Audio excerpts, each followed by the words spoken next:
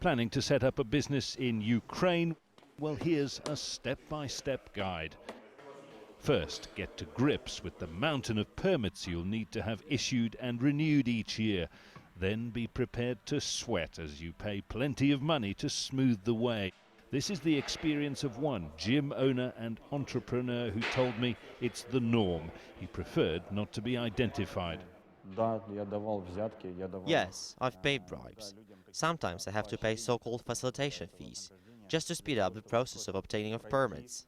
Otherwise, they can take up to a year or two.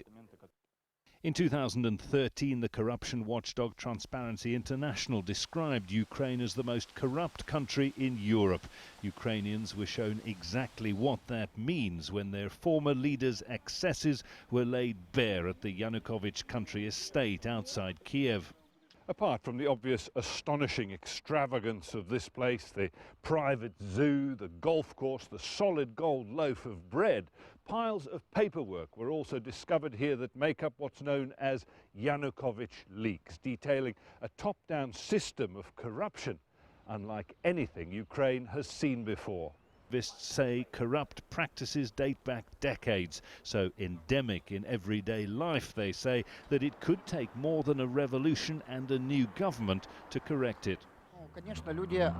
Obviously, it was a shock for the whole of Ukraine, and a very good lesson about how not to conduct your life. And we think it's also a good lesson for all people in power, that if they live their lives like Yanukovych did, they will end up the same way he did. Back at the gym, the strain of doing business in Ukraine shows. The amounts that you have to pay for various ridiculous documents and permits constitute a large part of your expenses. Sometimes you have to pay so much that the business isn't profitable at all. Correction, some people do make lots of money, but generally at the expense of others. Jonuh, Al Jazeera, Kiev.